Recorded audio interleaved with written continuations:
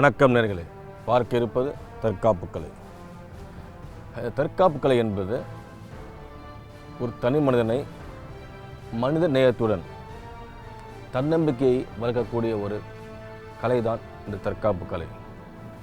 இன்று ஜப்பானில் karate, கோபுடோ, judo, கெண்டோ, யாயிடோ என்று பல தற்காப்பு கலை இருப்பினும் ஒவ்வொரு தற்காப்பு கலையும் நமக்கு கற்றுத்தரும் முதல் பாடம் அடுத்தவரை மதிக்கும் தன்மை. அடுத்தது ஒழுக்கமான பயிற்சி, பண்பாட்டோடு கூடிய கலைகள், சிறந்த உடற்பயிற்சி, ஆளுமைத்திறன், அனைத்தும் உங்களுக்கு மொத்தமாக தொகுத்து வழங்கக்கூடிய ஒரு கலைதான் இந்த தற்காப்பு கலையானது. ஆனால் இன்று சிலர் அரைகுறையாக பயிற்சி பெற்றுவிட்டு தன்னைத்தானே ரென்ஷி, கியோஷி என்றும், ஒரு சிலர் சங்கம் மூலமாக 4 பேர் சேர்ந்து கொண்டு பயிற்சியின்றி 8வது டிகிரி என்று வழங்குவதும் தவறு. காரணம், இந்த கருப்புப்பட்ட டிகிரி என்பது அவர்களுடைய பயிற்சிக்கும் அந்த பாடத்தினுடைய அனுபவத்துக்கும் வழங்கப்படும் ஒரு தகுதி தான். இதை முறையின்றி நீங்கள் பயன்படுத்தும் பொழுது உங்களுக்கு கிடைக்கக்கூடிய அந்த பயன்களும் வலிமையும் மன வலிமையும் கிடைக்காது. ஆகையால் நீங்கள் தெரிந்து பயிற்சி பள்ளி, ஆசிரியர், அந்த முறையான வழி மிக மிக அவசியம். சரி, பார்ப்பது வகையில் எய்க்கு என்பது 8 வகையான தற்காப்பு கருவி கொண்ட கோபுர கலையில் உள்ள ஒரு கருவி தான் எய்க்கு. எய்க்கு என்பது ஒரு துடுப்பு தான். அதுவே தற்காப்புக்காக எய்க்கு என்று உருமாறி உள்ளது. அதில் ஒரு புத்தி உள்ளது. அந்த புத்திக்கு மாற்று பெண்கள் வீட்டில் பயன்படுத்தும் ஒரு மாபு, அந்த துடைக்க பயன்படுத்தும் குச்சியை போதுமானது. அந்த புத்தியை பாருங்கள்.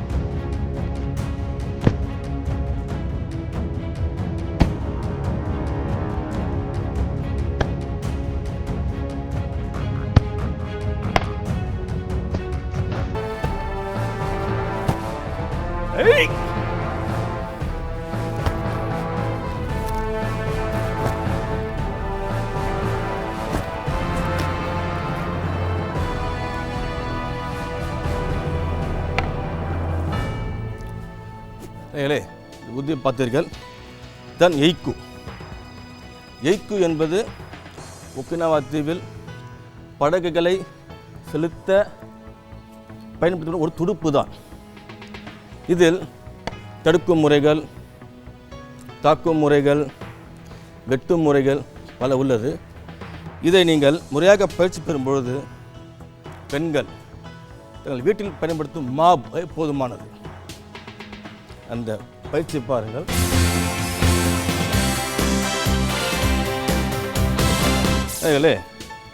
ஒரு பெண்மணி தனியாக இருக்கும்போது வீட்டில் ஒரு எதிரியோ சமூகவிரோதியோ உங்களை கத்தி கொண்டு மேலே தாக்கும் பொழுது நீங்கள் வீட்டில் பயன்படுத்தும் மாபே போதுமானது. அதாவது எய்க்குக்கு மாற்று ஒரு மாப். என்ன புத்தி, இது மேலே குத்தும் பொழுது கத்தியால் தடுங்கள். அடுத்த கணமே நீங்கள் குத்தலாம், அடுத்து மாற்றி தாக்கலாம். அதாவது தடுக்கிறீர்கள், குத்துகிறீர்கள், தாக்கலாம். இந்த அடி வலிமையாக விழும், எதிரி முடக்கப்படுவான். மறுபடியும் பாருங்கள், ஏய் தடுங்கள். அடுத்த கணமே குத்தலாம், அடுத்து தாக்கலாம். கை கடப்படுங்க, கழுத்து பகுதியில், இடுப்பு பகுதியில். மறுபடியும் பாருங்கள், ஏய் தடுங்கள். அடுத்த கணமே குத்தலாம், தாக்கலாம். கழுத்து பகுதியில் தாக்கலாம், இடுப்பு பகுதியில். மாற்று மாபுதான். இப்பொழுது அந்த பயிற்சியை பாருங்கள்.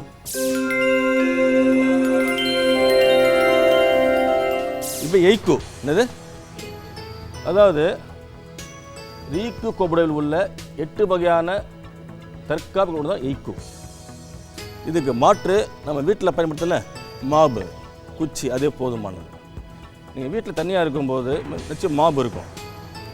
எதிரி குத்தும்போது கத்தியில் நீங்கள் செய்கிற முதல் செயல் தடுப்பு தான், தடுத்தல். தாக்கும்போது தடுங்க. அவன் செய்கிற முடக்க நீங்கள் குத்தலாம். தாக்குங்கள் அவனுடைய கழுத்து பகுதியில், இடுப்பு பகுதியில். எதிரி முடங்கி போவான். சரியா? இது நீங்கள் முறையாக பயிற்சி பெற்ற பிறகு அந்த மாற்றுப்பொருளான மாபை பயிற்சி பெறுங்க, உங்களுக்கு அது சாத்தியப்படும். சரியா? பயிற்சியை பாருங்கள். முதல் செயல் தடுத்தலே.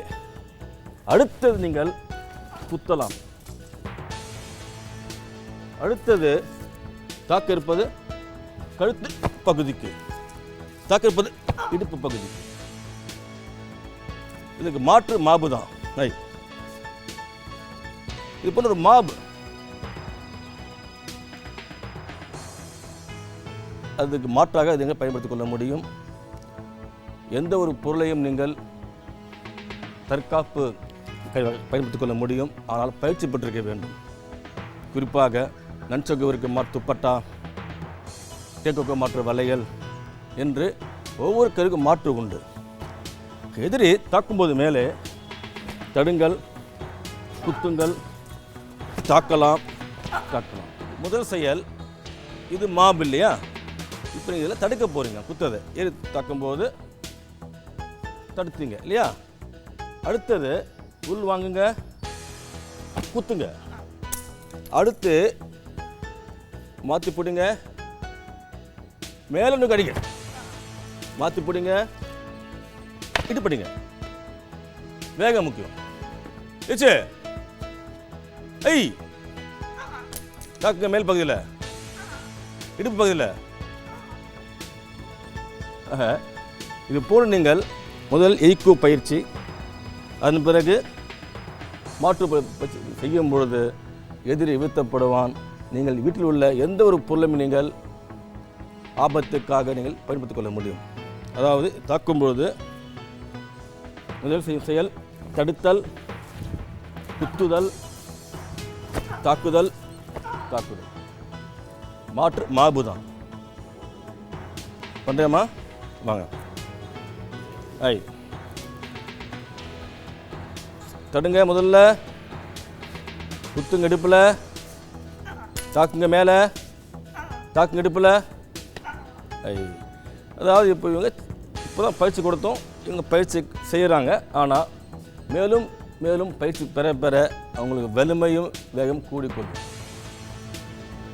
அதால் தற்காப்புக்கு பொறுத்தவரை பார்ப்பது வேறு.